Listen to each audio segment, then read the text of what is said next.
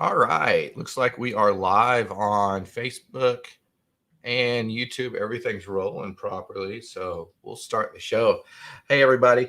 Good evening out there in Facebook and YouTube land, and any listeners that are tuning in down the road on the Common Grounds podcast. I'm your host, Chris Greenfield with Roasters Marketplace and the Common Ground podcast. Tonight, we are going to be speaking with Michael and Donnie from Project Buna. They're one of my new roasters here on Roasters Marketplace. A couple active duty Navy guys that are currently out protecting this great country and doing some shore duty right now. So we're going to talk to them a little bit here in a minute. But I just wanted to talk about a few things that we've got going on the Roasters Marketplace website right now. We've rethemed the website. So the website is a WordPress website, and the theme basically is what you see on the front end. And we've rethemed it so it's a little bit faster, a little bit more user-friendly, a lot more menu functions, and a lot more cool ways to shop.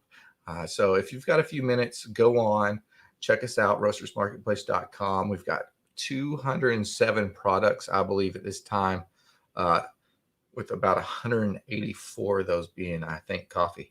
So if you're looking for something to drink in the morning and a way to start off the day or afternoon or evening nightcap, we've got something for you. But we're going to go ahead and roll the show credits here and get the show started with a little Dom Coors.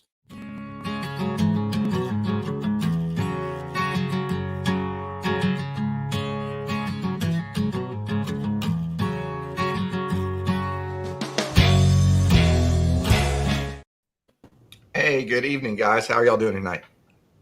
Doing great. How are you? Good. StreamYard switched up the order y'all were in when I dropped you off in the big reading room. It threw me off a little bit. So, Mike, Donnie, is it Michael or Mike? Which one do you prefer, Michael? Which one? We'll go with Mike. Mike. All right. So, Mike and Donnie, thanks for coming on the show. I started talking to you guys right about when this whole COVID-19 thing started a few months ago, and was really excited to talk to you, Mike. I did most of the talking to you when we started, and what y'all were doing with your coffee projects. All right.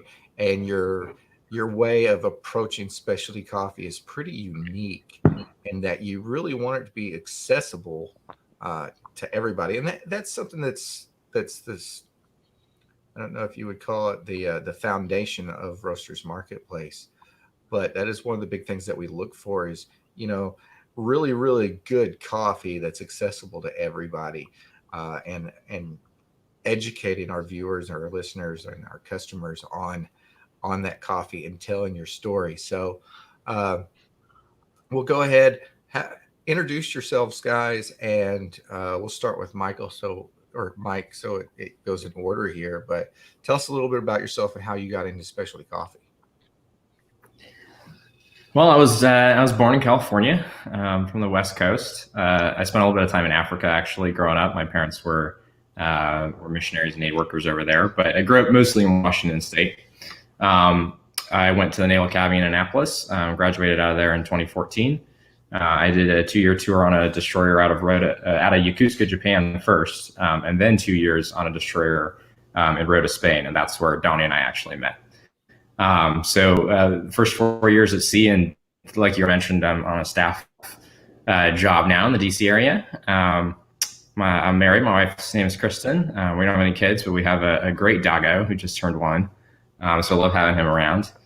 And I would say I got into coffee. I started drinking coffee for the first time in college, and it was bad. I mean, I put coffee mate and syrup and sugar and milk and probably other things in that coffee. And my friends would actually say they could tell a weight difference between their cup and my cup.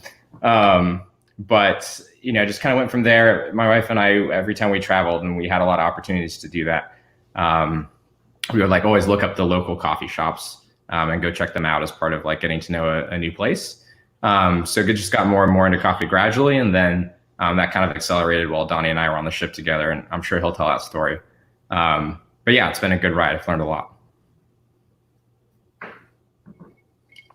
Donnie? So I born and raised in Central Oregon. A native of the Pac Northwest, so that's kind of where my love of coffee started. But I wouldn't say that I really knew much back then. I joined the Navy. I enlisted in the Navy in 2001, just before 9/11.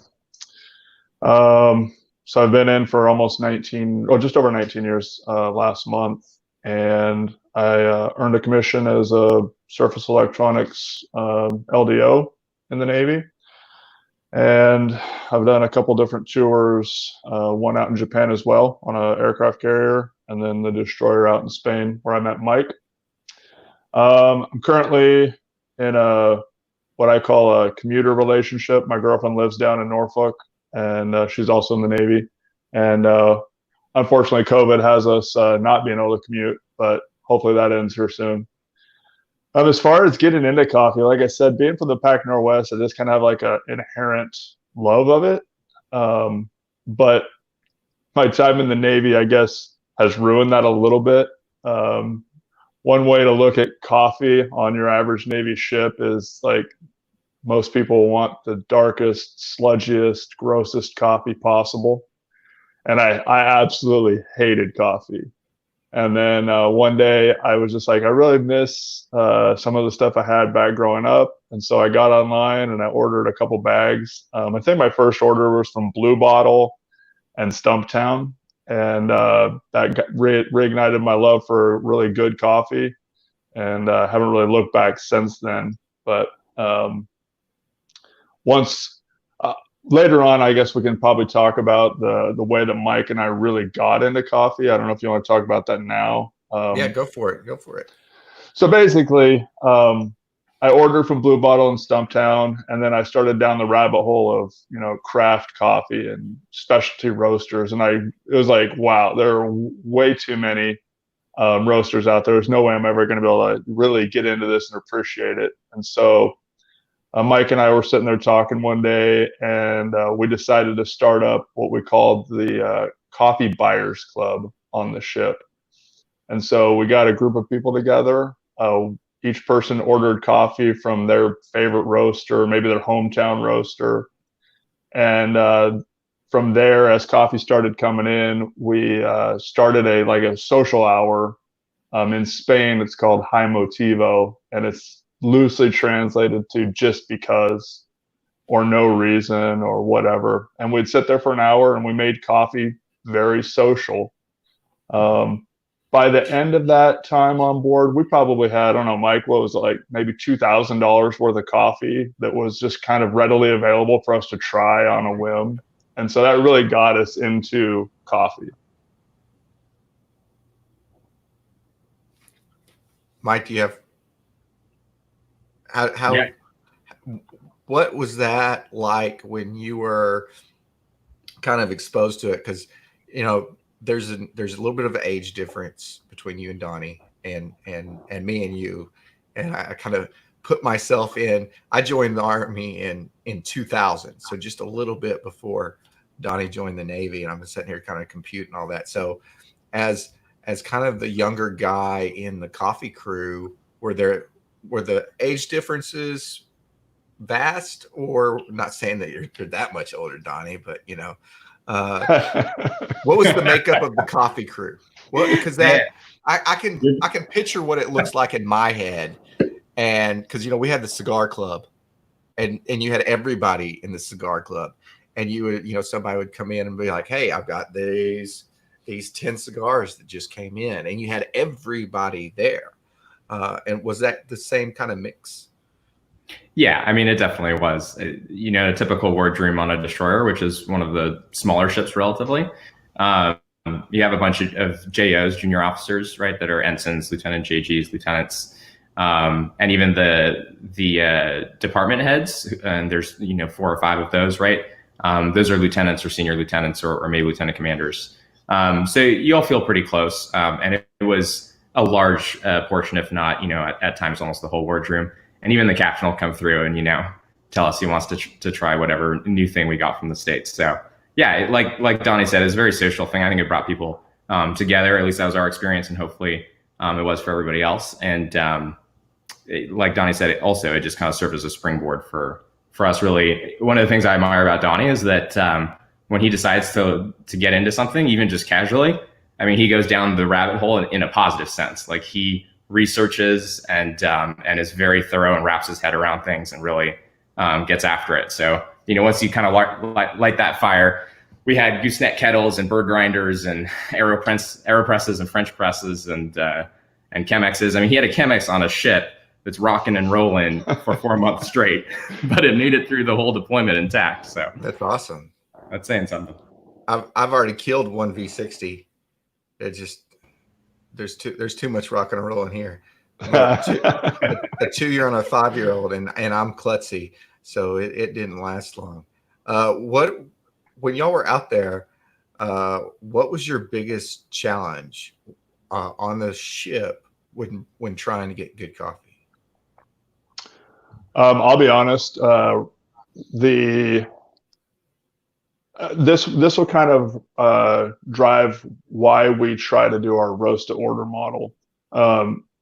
Some roasters, in our experience during that time, they roast their stuff in large batches, and you don't know how long it was on the shelf before they ship it out to you. And so it was kind of hit or miss sometimes if you would get quote unquote fresh coffee. So I'd say that was probably the toughest one. And then really the military mail system chasing us around sometimes while we're underway. You never knew when your shipment was going to get there. But really the hardest part was getting truly fresh coffee. Do you have any water issues? That's what I was wondering. You can say that it could. The ship's water is pretty purified. And so it can put some off-putting flavors in there. And actually, sometimes it can make your coffee taste a little flat. Right. But when I would run into that problem, I would just use bottled water. I'd buy a case of bottled water that is from a good source and just use that in my kettle. And that would help keep it lively and not let the coffee go flat. And that's an issue that a lot of people have. In states too, is not the greatest quality water, or there's local municipal water systems not that great, or you got really, really hard water and it's killing your coffee maker really quick, or you're using some sort of filter that takes out all of the minerals that you actually do need. So water qualities are really, really important part of that. When y'all came back to the States, what led you to start looking at roasting? Mike, I'll let you talk about how I reached out. So yeah, we both got to DC around the same time. Donnie, I think, a little bit ahead of me, and I think it'd be fair to say that we both have that entrepreneurial streak or that startup itch, and we've always kind of been interested in those ideas, and found that being on a shore duty and a staff job, we had obviously more free time than we did when we're stationed on a ship at sea. So Donnie reached out, and we started getting together. We went through a lot of different business model ideas, honestly. And if you had asked us somewhere in the middle of that period, we might have given you some very different answers. We met with a lot of the roasters in the area, went to a lot of cuppings, got to know the local landscape. And we launched in a few days short of 6 months. So honestly, a pretty quick period. And there were a couple of things that allowed us to do that. But we really wanted to dive in and kind of start learning from experience. Obviously, neither of us have a big business background or formal training in that sense. So we've been learning from other people that we respect and admire. We've been learning simply by kind of being in the arena, so to speak. And we settled on roasting specifically as the segment of the industry. In many ways, it's a saturated market. And there are a lot of local roasters here and a lot of good roasters. I think when you spend some time in the coffee world and start to kind of nerd out on coffee, it can be easy to take things for granted or kind of understand concepts really well. And when you talk about them with other coffee people, you have a common language and a common framework and understanding. I mean, even the conversation we just had about water quality, right, and how that influences your coffee. But when we took a step back and we kind of reflected on our own journey into coffee, and we both kind of mentioned how, you know, we had a very different level of appreciation or understanding of coffee even just a few years ago. When we reflected on that and thought about a lot of the other people, you know, in our circles and people in the Navy, for instance, the third wave still had not made an impact on a lot of the kind of circles and places that we came from and that we know really well. So we kind of formed a mission, which is the mission statement of the company, to make a great coffee and specialty coffee more accessible. And you talked about that at the very beginning already, and there's a great synergy with Roasters Marketplace in that respect. We identified a model where we could roast to order and really deliver on, you know, some of the freshest coffee that people can get a hold of. And we ship everywhere in the country, and we ship overseas to the military folks at FPO type of addresses, that was us for many years. And so we want to make sure that we take care of the people out there like we once were. And yeah, I think we saw an opportunity to deliver value in the freshness and in kind of breaking down some of the barriers and communicating with people and sharing kind of educational content and the basics and meeting people where they are. And we'll even say, you know, at the end of the day, the best coffee for you is the coffee you enjoy and drinking it the way you like it. So if you want to put milk and sugar in it, you know, who are we to get in your face and tell you you're wrong? We will encourage you to try it black first. And we've had tons of great experiences where we've converted people and kind of led them to an aha moment, much like we had. But we kind of want to break down some of those barriers, if you will, and keep bringing people into this world of coffee that we've come to know and love. You know, one of the things you mentioned there was the freshness and how y'all roast. So are y'all still roasting every other Tuesday? Yeah, actually, we've had maybe COVID related, maybe our marketing has started to take off, but we've had a bump in sales. So we've actually been able to move up most weeks where we roast on Tuesdays, but at minimum, we roast every other Tuesday. So that's a really good. So, you know, I've got roasters of every size and scale, and y'all are currently roasting on somebody else's machine, right? Y'all are toll roasting. Yep. Right. So, what that means for somebody listening down the road or watching tonight is y'all don't have the $10 to $20 or $30,000 to invest in a coffee roaster that can roast it. You know, on that topic, the roaster that we get the privilege of using, we don't have the $80,000 to $120,000 for the roaster. Okay, yeah, okay, yeah, a little bit over mine. It's ridiculous. Yeah, so you're not there yet in startup capital, which is okay. But a lot of my roasters roast on somebody else's equipment, or, you know, I have one roaster that he roasts for another company during the day, and once a week they go in at night and they roast their coffee orders. And I have yet to have a customer in almost 700 orders at this point, I think is what we're up on the count, something like that, is to say, hey, where's my coffee at? Why hasn't my coffee got here? And, you know, it's explained on, hey, it roast on Tuesday, or roast every other Tuesday, or roast on Monday. And I haven't had a lot of questions on that aspect of it. But I think at the current level that we're at and the knowledge level of our customers at Roasters Marketplace, they understand that they're in it to get the freshest coffee available. And if it takes 4 days for that order to get even roasted, and then another 3 days for it to get to them, that so be it. And have y'all ran into any instances where the fact that y'all are only roasting once a week or once every other week gives a negative light to you? I would actually say, I don't think from our customers' perspective, we've had anything negative. We've had a couple tough decision points. So we set our deadline for, usually orders have to be in by Sunday night so that we can, you know, meter out our green bill and everything. Sometimes we'll get an order like after the deadline, the next morning or the day of our roast day. And so we've had to make a few decisions. Sometimes if we're going to find a way to include that order on that week's roast, or stick true to what we had advertised on our webpage on when that person's order would go through. Usually we err on the side of we'll fit it in if we possibly can. If we allocate how much green for the roast and get everything allocated out. So I think on that side of it, we've impressed most of our customers because we've shipped way ahead of what they've anticipated. We've never missed a deadline for when we've advertised. And as far as people feeling like they need to wait too long, I think that we're pretty transparent and open about, hey, your coffee is not going to be roasted until such and such date.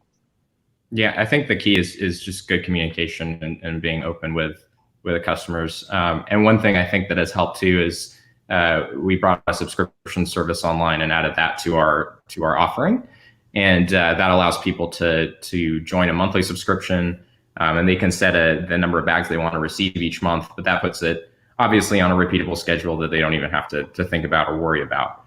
And I think that makes the process even easier for most folks. We offer our standard subscriptions that we rotated every month because we have a seasonal menu, and we think that's one of the fun things is to continue exposing people to new origins and new types of coffee, new flavors. But we also customize it if somebody writes in and says they want to receive a particular style of coffee month to month, and we of course honor that. But that kind of dependability is good for us as a business, and then is good for the customer. We have a saying on there that you shouldn't need a great memory to always have great coffee. Yeah, for sure.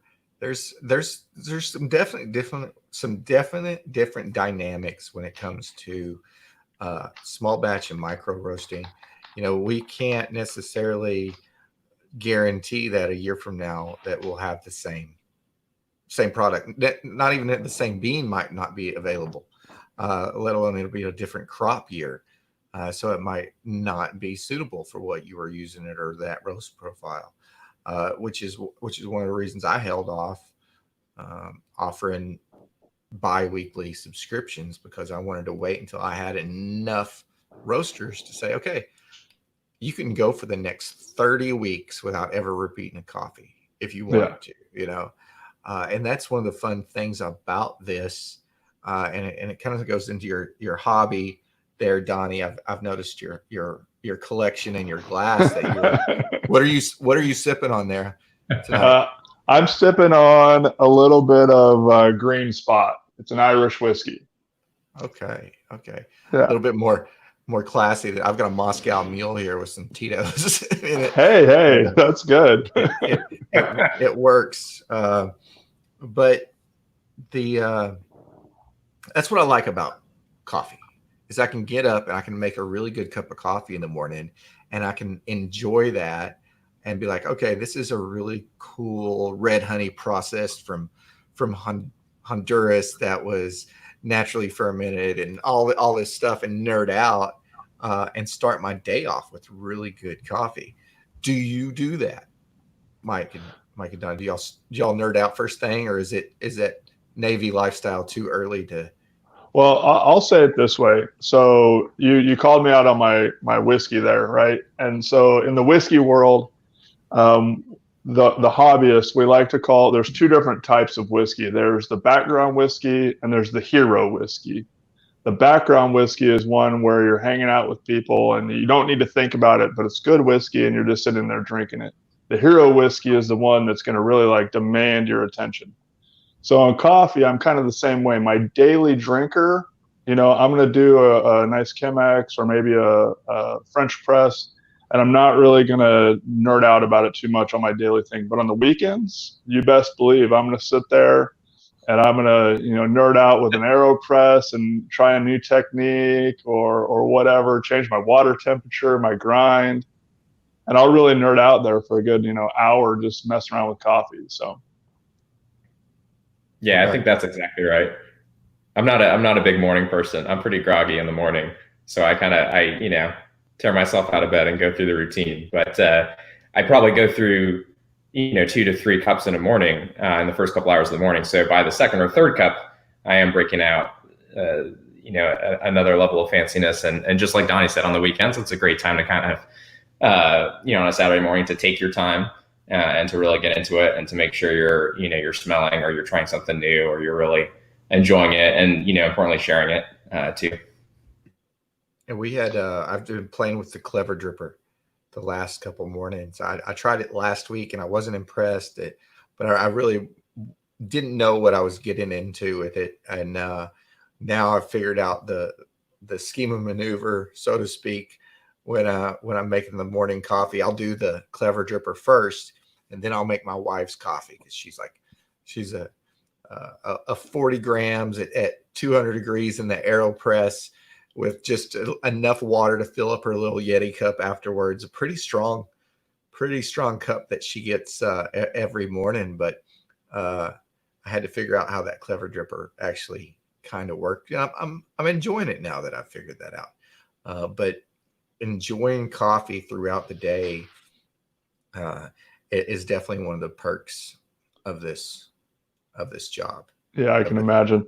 So on the same topic of nerding out, some of the guys on the ship, they kind of poked fun at me because I'd be there in the wardroom by myself with my kettle and my Chemex, and they're like, "Oh, Donnie's nerding out," and I'm like, "No, this is my Zen time to get away from all of the idiocy that's around me right now. Just let me just kind of calm down and just do my thing," and it would really, make for a great day. Yeah, no, it's a really good experience. I like my Saturdays when I'm up an hour and a half or 2 hours before anybody else, and I can just kind of do what I need to do. Yeah. Mike? Yeah, that's exactly right. And I remember those times in the wardroom that Donnie's talking about. So what's your go-to coffee right now? Not necessarily from it. It doesn't have to be something that you're roasting, or maybe it is. Mike, I'll let you go first because I need to fill up right now. So you asked what our favorite coffee is right now. Yeah, right now. Right. And I mean, I am going to have to plug my own product because it's the truth. So right now there's our eighth project, our eighth coffee on the menu is a Colombian, and it's an organic coffee, and that has the smell is insane. That's the first thing that I experience with that coffee every single time. And I mean, when you're in the roastery, it's absolutely insane. But that smell knocks you over, and then you brew it, and it completely delivers on that experience that you think you're going to get when you smell it. That's got to be my favorite coffee right now, and probably one of my favorites that we've done so far. There was a natural Ethiopian we had on our launching menu that was a household favorite here. So this one is probably up on level with that. For me, I'm going to give you three answers. So my first answer, I'll echo what Mike says with that Ethiopian. I'm a sucker for a natural Ethiopian, but right now it's not the season, so we don't have any of that.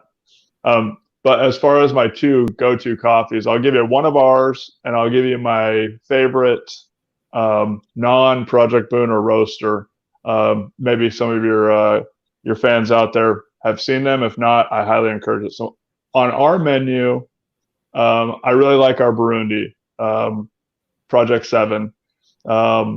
It's just kind of got some earthy, chocolatey type flavor notes that I really like right now. So that's my go-to daily drinker. The roastery that I'm a sucker for, every coffee I've ever received from them is amazing, and that's Jbc Coffee Roasters. They're out of, I believe, Minnesota. I'd have to verify. It's either Minnesota or Wisconsin, but their coffees are top-notch. They have a section on their webpage that's all 90-plus coffees on the grading scale. So never, ever lets them down. Now. Yeah, JBC, highly, highly recommend those guys.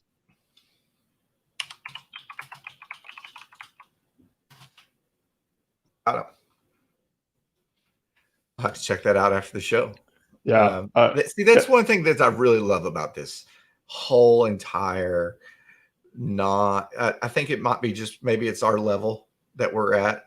You don't people typically don't mind recommending somebody else's coffee. No, not at all. And in fact, you know, one of our roasters, Tim from Evansville, and Mallgrab, Westy, they're always posting up about other people's coffee. You know, they're always, hey, you got to try this, you got to try that. And I liked what you said, Donnie, about, you know, currently the Burundi is your favorite. Like currently, not saying that you're locked in, not saying that that can't change. And you get a lot of people when they start talking about coffee, they've been drinking the same coffee for years, and they're in that, you know, they're in that rut. They're probably drinking the same beer and same whiskey for years and not trying anything else, among other things. On that topic, I don't know if you've noticed, but we don't really advertise what the roast level of our coffees are. We kind of live by the motto, we find the right roast for the bean.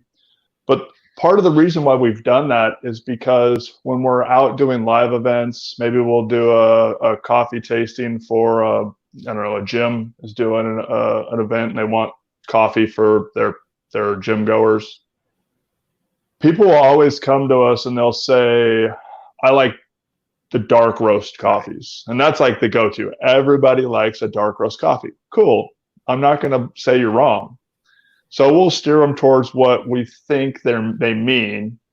And then we will introduce them to something that's like a natural Ethiopian, something super bright, super fruity, a lot of acidity.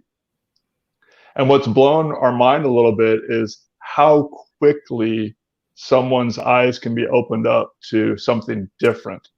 And so, like Mike said earlier, we believe the best coffee is the coffee you like the way you like it, but here, try this. Yeah. And that goes, that goes so far when it comes to coffee. And when you're looking at the history of the coffee industry, and not particularly specialty coffee, but if you go out, you look at the brands that fill up your Facebook feed, even if you're not a coffee drinker, and you look at the brands that are on every street corner, they're roasted a certain way because of the, you know, they need to be able to produce a consistent product year after year after year after year. And then they kind of force feed us that we're supposed to like the darker coffee, like the darker the better, the bolder the better. And you get a lot of people that don't know any difference than that. And that was me 8-10 months ago, going in and be like, oh, look at that dark roast there. Look how oily it is. That's what I want. You know? But my eyes have been opened. Well, I think that part of the danger as a small scale, you know, roast to order roaster, and anybody getting into the industry, when you're trying to aim for that dark roast, it's so easy to over roast it and turn it into a cup full of just bitter. So, and also, you know, the average coffee drinker doesn't really realize that when you go with those darker roasts, most people are going to coffee for that caffeine jolt. And the darker roast is actually roasting out a lot of the caffeine. And so when you stick with a lighter profile, you're going to get a little bit more of that boost. And so it's just interesting to feel the public's their opinion of coffee and trying to help steer them one way or another, introduce them to new things. And then if they want what they want, give them what they want. So changing directions a little bit, and I know I've totally went off the questions that I sent you, and that's what typically happens on an interview like this. Tell me about the name Project Buna and how that carries over into how you name your coffees, because it's cool. I think that direction that you've taken with the Project 8, the Project 7 project, you know, I think that shows, and it's probably something y'all went for, but you're always adapting, you're always changing to what you have, and you're always working with it. It's not set in stone necessarily. So that's what I took from it. Please tell me more. Yeah, so there's a couple things there. We'll unpack Buna first, which is usually not something people have heard of before, which hopefully makes it memorable. Buna, B-U-N-A, is an English translation for the Amharic word, which is the official language of Ethiopia for coffee, and that's our logo as well. As you can see on our shirts, those are the characters from the Amharic language. We drew on that because Ethiopia, widely regarded as the birthplace of coffee, and we just had this sense of how ancient of a drink it is and how far back it goes, but also how modern our experience of it is today. And so we draw on that word, and those Donnie brought those characters on a sheet of paper to me one night when we were having our meeting in those early days, and we both looked at it and we're like, yeah, that's it. That's where we're going. Cool. But then we also chose a very kind of modern design aesthetic for the website and for the graphics and stuff to kind of bring that balance in, where it's one of the most ancient and modern of drinks. One of those very cool balances where it's also a very global but also a very local product. We put the word project in our name because we had this desire to convey a spirit of always discovering and always learning and improving, and it always being something that is worked on, and also to convey the mission-driven aspect of the company. As far as naming the individual coffees themselves, we kind of went back and forth again in the early days, and a lot of roasters, they have fun names. Maybe it references something local, like local streets or something from their past, and there were some obvious ideas to go there with our Navy background that's common between us, but we decided to end up just going very simple and just numbering them. And we always include the name of the country too as a helpful reference point. So Project 8 from Colombia. We kind of wanted to keep it simple. We wanted to pay homage to the fact that each of these coffees will come onto our menu for a time, and they're a project that was worked on, that was sourced and produced by so many people, and then crafted, and then roasted, and then delivered to a customer, to a consumer. And that, sadly, those would then rotate off our menu, and they would come and go. And we have a webpage on our website that's our past projects, so we can kind of keep track of all those, different coffees we loved over time. So that's sort of the idea behind it. There's also this fun idea, right, that down the road we'll be on project insert really high number, and then it'll be, a sense of how far we've come and how many different experiments we've had. And we also, part of our small batch, feel is that each bag is, our batches are numbered. All of the bags within the batch are serialized or serial numbered. And so there's just this sense that, every bag matters, and it's all part of kind of one big cohesive idea.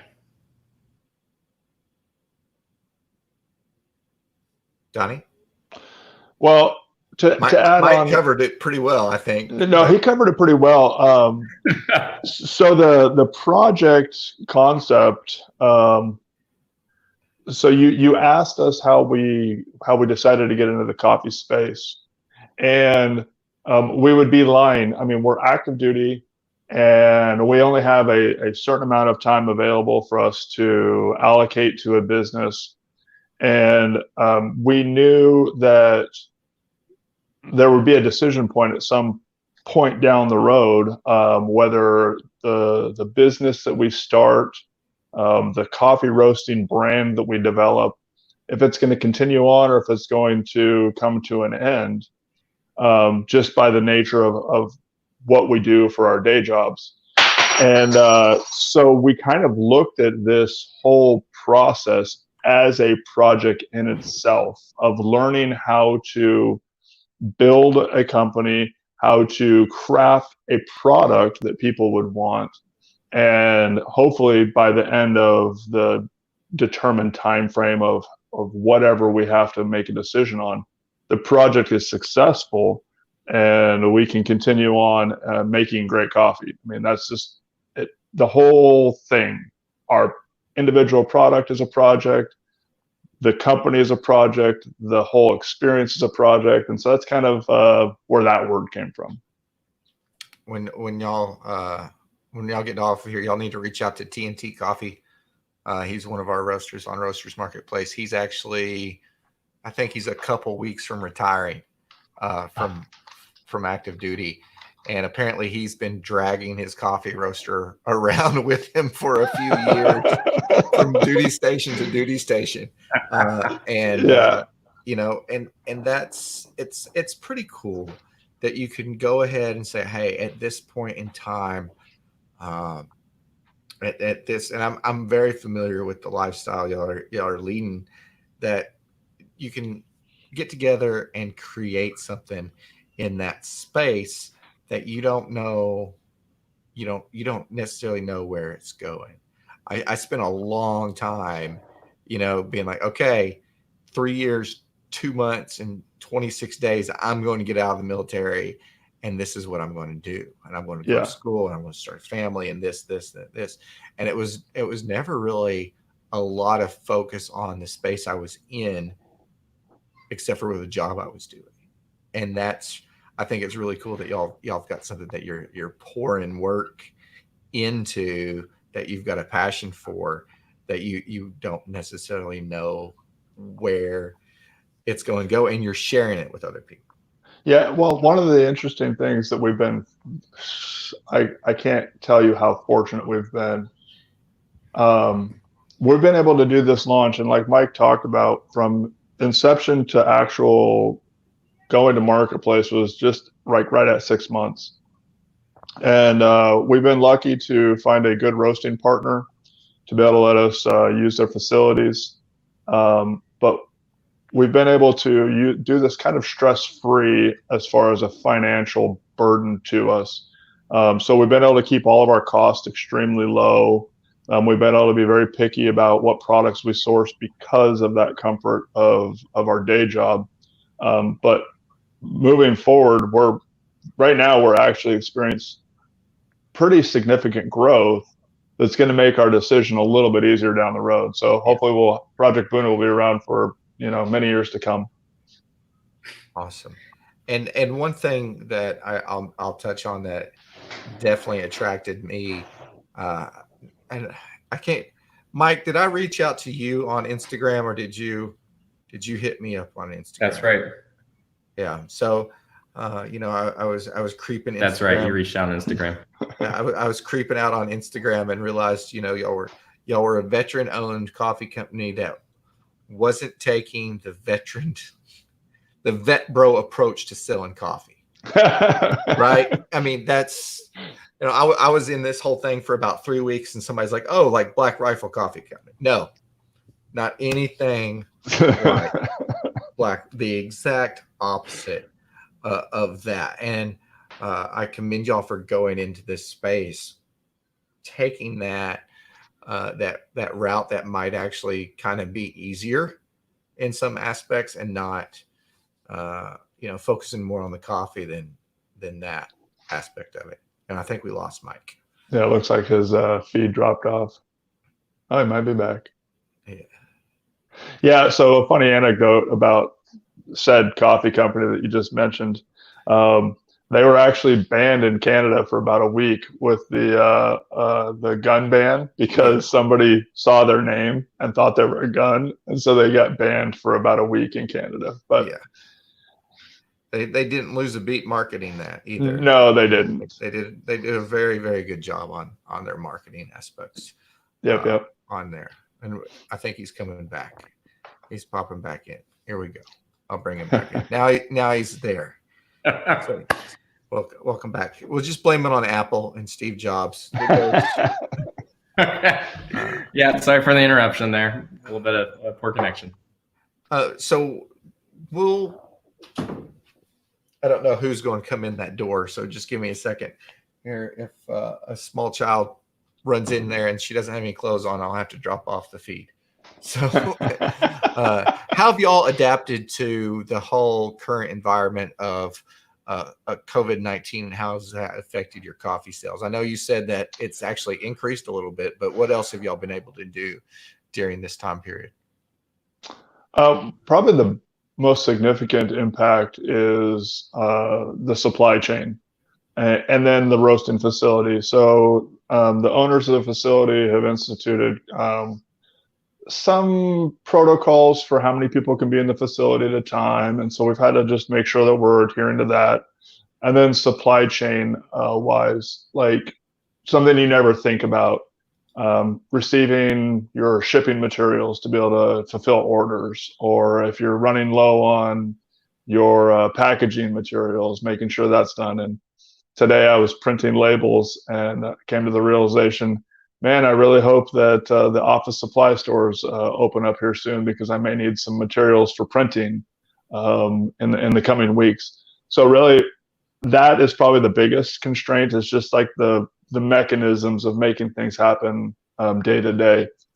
We've honestly shown a boost in sales, and we attribute that to a few things, but probably mostly being that people are at home and they still need their caffeine, they still need their coffee, and so they're turning to e-commerce, which we're not going to complain about. And luckily, we've actually seen plenty of repeat customers that are new to our products, and so really, COVID hasn't really stressed us out too much. It's just more so an adapt and overcome type of mentality. Yeah, it's been, as we grow and we're both pretty new companies, and it's neat to see how different things. I think people have ordered more quantity in the last few weeks than they have previously. If they were placing 2 and 3 bags, maybe it's 4 and 5. Maybe they're just drinking more coffee. I know I'm ordering a 5-pound bag now from one of my roasters. Once a month I'll get that 5-pound bag, and that supplements the crazy amount of coffee that I have coming in to the house for me to try. And speaking of which, I need to get on the site and order some of y'all's projects to give a go on. But it's definitely been an interesting experience in the last 2 months. And I wonder if we can turn that into people continuing to drink really good coffee every day. Like, how much time does it really take to make a good cup versus a cup, Yeah, I would say some of the conversations I've had with some people is they're kind of shocked at the fact that they can get really great coffee at home, and really, cup for cup, how much cheaper it is for them in the long run. And so we're really hoping that we're able to parlay that into, hey, this is an economical decision as well. It's not just a COVID thing. Like, this makes sense, and you're going to get just as good a coffee as you normally do going to the shop down at the corner that has a mermaid for a logo. So yeah, I guess it was probably more of a latte than it was a cappuccino this afternoon.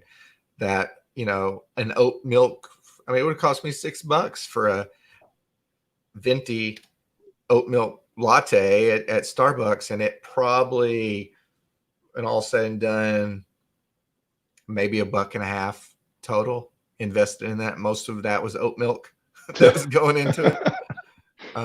It's definitely more economical to, even if you're ordering a $20 bag of coffee, because you're still going to get, at least 10 cups out of that thing. Yep. What, if you were getting into specialty coffee, or if you were recommending something to one of your friends, or maybe you were running and talking to that guy at the gym at the event, how would you recommend somebody to get into specialty coffee? We'll put Mike on the spot first on this one. Well, specifically the type of coffee we'd share, for example, on our menu right now, I'd share that with them Project 4, which is from Peru, and it also has to be an organic coffee. But that's a coffee that, even though we rotate our menu seasonally, we have these archetype slots where we have a coffee that is chocolately. There are nuts and spices in the tasting notes. It's a very comforting kind of crowd pleaser coffee, and it can stand up to milk and sugar. That was our Project 3 Guatemalan when we launched, and right now it's our Project 4 from Peru. And I think that helps because they're very agreeable flavors. They're flavors that you would want in a cup of coffee and hope for. and it's still, you know, a lighter or a more medium roast than most people would get if they went out and asked for a dark roast. So that's a great coffee to get people kind of in the door. The other coffees on our menu at any given time might be, you know, a much brighter, fruitier, or acidic coffee, or a wild card one that's completely out there and kind of hits you with, you know, a blueberry note that you definitely weren't expecting. We talk a lot to people when they're trying to set up their home brewing station, kind of understand the kind of basic gear they need. So, you know, obviously you need a brewing apparatus. For a lot of people, it's French press is a super simple place to start. You know, very intuitive and straightforward. Followed shortly by, you know, Chemexes and pour overs like the V60 you mentioned. We talk to people a lot about grinders. So the whole idea of grinding fresh before you brew and how pivotal that is. You know, as you know, a coffee is best consumed after roasting in days to weeks. But after grinding, it can be like seconds to minutes. And so, you know, most people haven't heard that before. And so they try it out at home. And, you know, we tell them to get a great grinder, you should get a burr grinder, right? You can get a manual one or electric one. The electric ones can be spendy, but we have, you know, some recommendations there. But at the end of the day, even if you were to get a blade grinder, I would rather you grind your own coffee at home fresh before you brew it, no matter what kind of grinder you have. Because the difference between, you know, that experience and buying pre-ground coffee or coffee that's been ground for weeks and months in the bag is just, it's a whole nother world, right? So after a grinder, you know, there's some other things that are really useful, right? Like an electric scale. So you can kind of play with the ratio of coffee to water. You hear people talk about recipes of like 17-1 and 15-1, 14-1. And they're talking about the ratio of water to grounds. And so electric scale, just something simple can be useful for dialing that in. Donnie would probably, you know, also recommend like a gooseneck kettle. I have a Haria one. He has a Bonavita that kind of helps you control the pour and helps you control the temperature. Again, this is a road you can go down. You can start nerding out and have a lot of fun and have a lot of fun talking about the stuff on the counter. And we could do that all night. But yeah, I encourage people to get a brewing apparatus, to get a grinder so that they can grind it fresh at home one way or the other. And then it kind of takes off from there.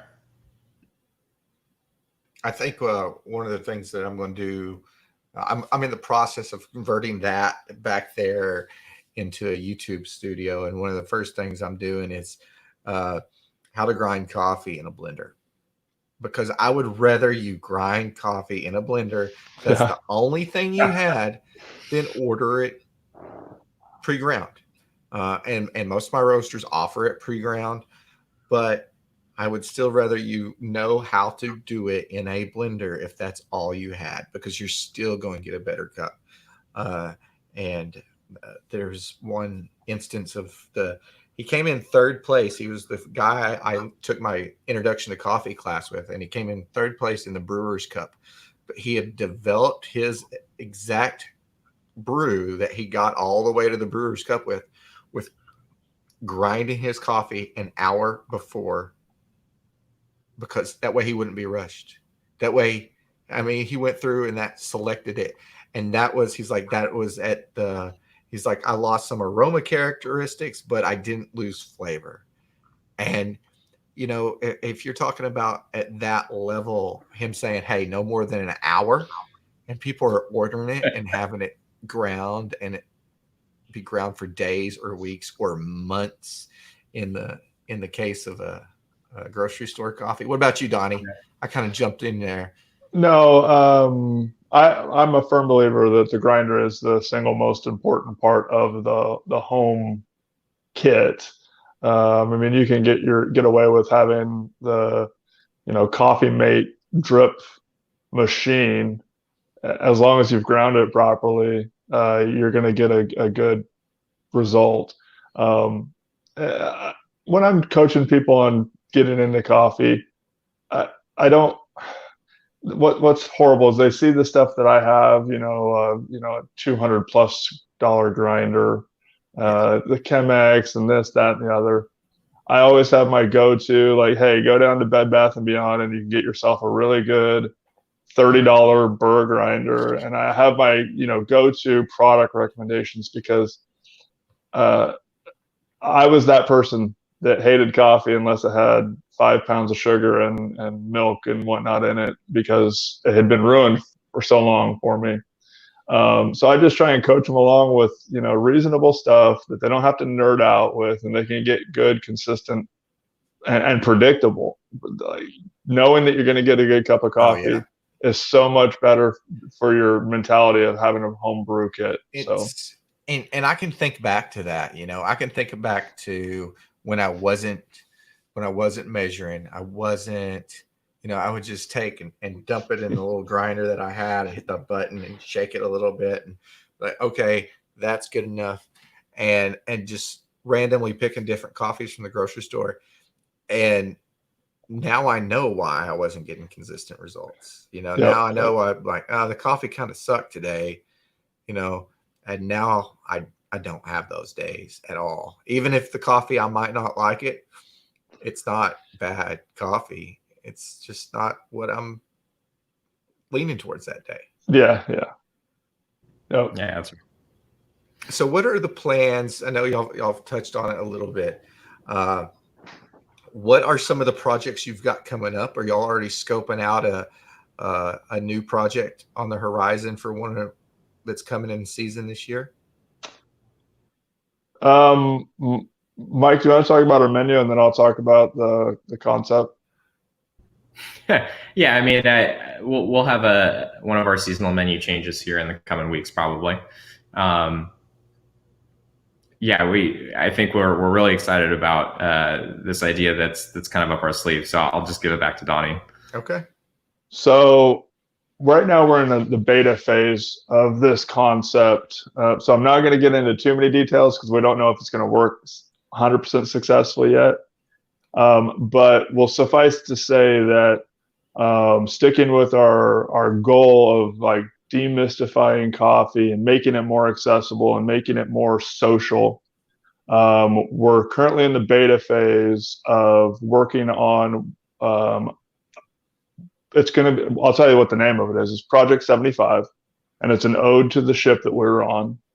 And I'll give you the cliff notes. It's going to be very collaborative in nature. It's community-based. It's going to be scalable. We can go from a very small project to a very large project if we need to. And the main goal is to give the people that love coffee, the people that are on the edge about coffee, or the super nerds about coffee, a new experience that coffee hasn't really had, at least that we've found. Maybe it's something that once we're out of beta, we can come back on here and talk to you more about it. Oh, yeah. But suffice to say, we think that this is going to be something that's going to be really fun for people, and it's going to immerse them in coffee a little bit more than they're used to. Well, that definitely sounds interesting, and I am going to. If you need a beta tester, just hit me up. I'm all about giving the coffee a shot. There very rarely do I get something that I'm like, I can't drink that. I'll figure out how to brew it. Like I will fix. No, I mean that's all. I've had a couple a pretty dark one come to me in the last couple of weeks, and I was like, ooh, I don't know if I can do this one. But I've tweaked it, and I've got it to that sweet spot where it's like really, really good. It's just got a little edge of that smoke left on it, but it took me a minute to dial that one in. But guys, we're at time, and I've got a mess of tacos to go downstairs and clean up from earlier. We've got a butterfly garden we've put in this weekend, and the girls are out playing in it. So I know I still got to go clean up dinner, but I appreciate y'all getting on and talking, Donnie and Michael and Mike. And I definitely appreciate your service. Thank you for serving this great country of ours. And thanks for coming on the show tonight. And thanks for having us. Appreciate you having us. Good talking. Don't go anywhere. I'm going to hit you up in the green room after this. Everybody that tuned in tonight, watched us on Facebook Live, appreciate it, and watched us on YouTube. Those down the road, we really appreciate you listening. Tune into the podcast later on. If you're just now joining us, you can find us on all the major podcasting apps: iTunes, Spotify, and all the other ones out there, iHeartRadio. So we appreciate y'all listening once again. Check us out, roastersmarketplace.com. This is the Common Grounds Podcast.